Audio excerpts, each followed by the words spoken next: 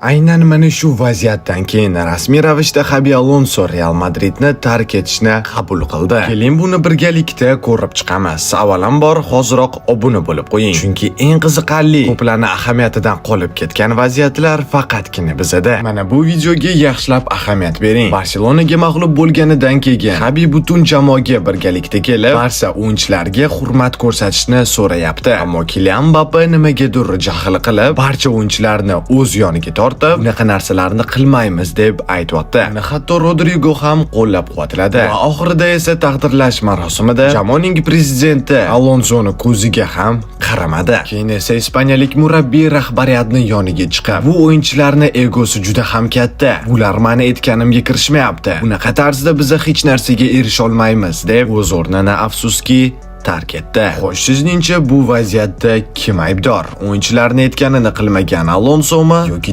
murabbiyning so'zlariga kirmagan futbolchilarmi?